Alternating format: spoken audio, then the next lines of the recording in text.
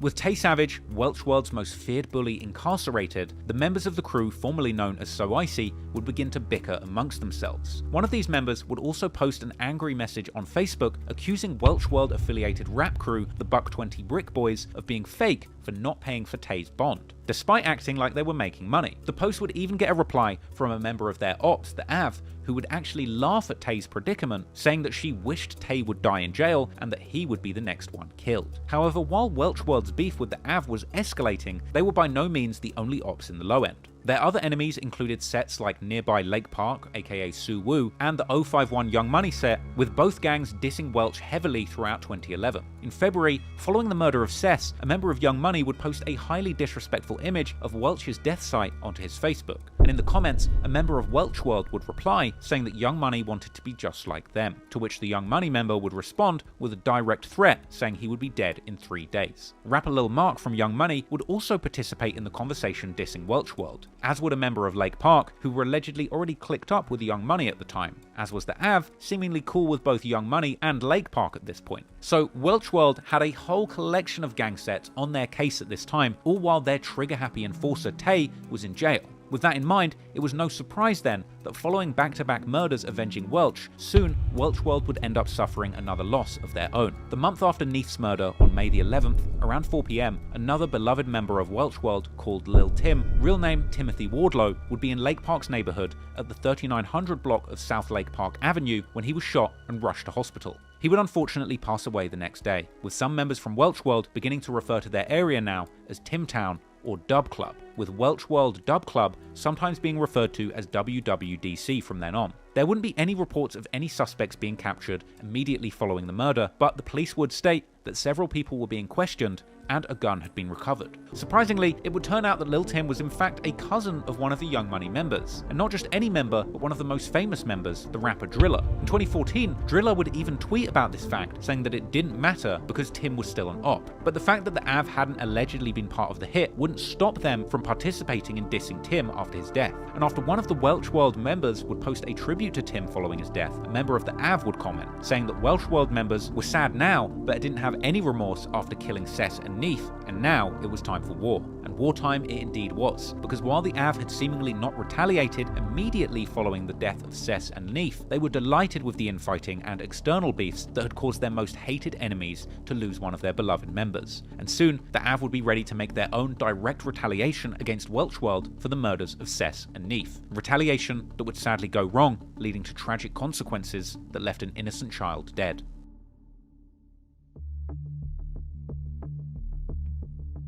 Years after the deaths of Cess and Neef, people close to them have typically denied that Tay or Welch World in general were behind both or either of these murders. For example, in 2013, another brother of Billionaire Black, called Richie Jerk, would exchange words with a member of the Av on Twitter. First saying, "We made Cess World," to which a member of the Av would reply, "And we made Welch World." But when Richie would say that they also made Neef Street, the Av member would deny this, saying they knew who really killed him. Similarly, years later when the daughter of Cess, rapper Blasian Doll, was interviewed by No Jumper, she would deny the allegation that Tay had killed her mum. But alright, so I'm sure you're aware of the reputation that your mom has because there's like multiple YouTube documentaries basically telling her story and everything. But it's like that. they not telling it right. What are they telling That's wrong? not it. I feel like, well, I might as well just say the name since it's like he can cloud me. I feel like Tay, he really like Tay Savage pushing the.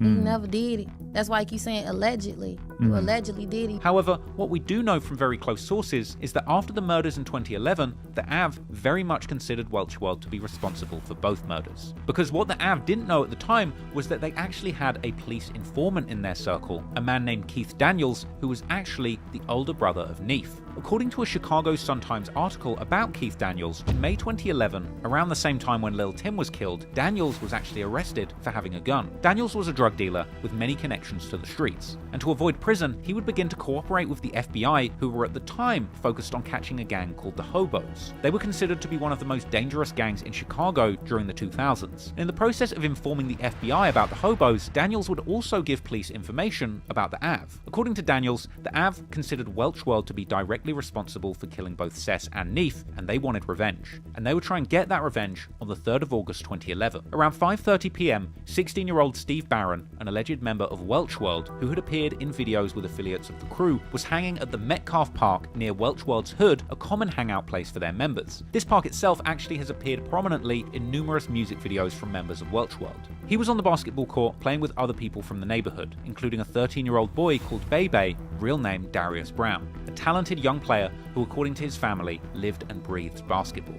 According to Barron, he had just scored and his team was celebrating when a white car rolled down the street next to the basketball court and someone would roll down the window, opening fire, sending everyone on the court running. When the shooting stopped, Darius had been hit in his neck, and although people in the park tried their best to save his life, he would unfortunately pass away later in hospital. Years later, Darius's mother would give an interview to the BBC, recalling the events of that tragic day and reflecting on how much violence had gotten worse since her son had killed. No, Darius has been shot. And I'm like, Darius has been shot? Like, it just didn't, the two didn't go together. I mean, like, he's a kid, 13. And then I'm thinking, okay, he's been shot. Then I'm thinking maybe a BB gun or something like that. I just never imagined that it would be with a real gun, a real bullet, and that it would take his life. It's heartbreaking to see the violence day after day after day. And like I said, 2011, that was 5 years ago. The violence was not this rampant.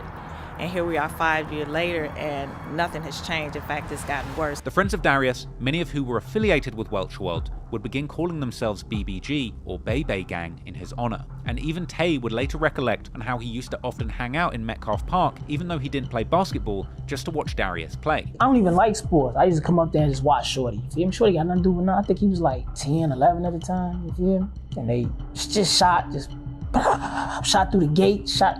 You gotta see the street, bro. The street here is a sidewalk, a gate, a grass, and they just shooting through that bitch and shot Shorty. The very next day after Bebe's murder, Barron would post on Facebook, swearing to avenge his death. The police, on the other hand, didn't immediately have suspects, but with the help of their informant, Neef's brother Keith Daniels, they would eventually find out that 3 members of the AV were allegedly behind the shooting. Sess's brother, Jamal Streeter, Sess's boyfriend, Aramis Beecham, and another man named Vito Richmond. The real target of the shooting had allegedly been Barron due to his close affiliation with Welch World, and Tay would later even respond to rumors in a 16-shot interview that he had been the target of the shooting, even though he was locked up at the time of the incident. It looked like some people probably tried to kill you or something like that, and a baby end up dying or something like that.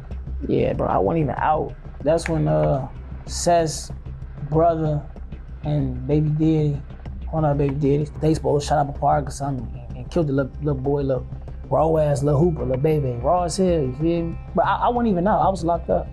Oh, so that was like a rumor, what they were saying? Yeah, I wasn't out. A few days after the shooting, Daniels would hear the AV members talking about the events and passing around a gun that had allegedly been used in the shooting. With money given by the police and a hidden microphone, Daniels would actually then purchase that gun from a member of the AV and bait the suspects into giving a recorded confession. The police would also recover a car used in the shooting, and later, court documents from the trio's trial would later show that Welch World and the AV had engaged in a series of back-and-forth shootings following the death of Bebe, which is something that Barron would seemingly later refer to in a Facebook post, saying that when Bebe died, they turned up for him. Meanwhile, after a botched retaliation attempt that killed an innocent child, the AV was still waiting for their most hated rival, Tay Savage, to get back on the streets. And in the weeks following the death of Bebe, one of their members would even post a mugshot of Tay to their Facebook with a $sign placed on his forehead, indicating that a price had been put on his head. And Tay would soon be out of prison, fresh home, with a price on his head and a serious reputation to live up to. But while Tay had been in jail, something very interesting had happened on the streets of Chicago, as in 2011, a young black disciple from O Block named Chief Keef would begin making waves with his music and videos about his life as a teenage gangster in Chicago's streets, with those videos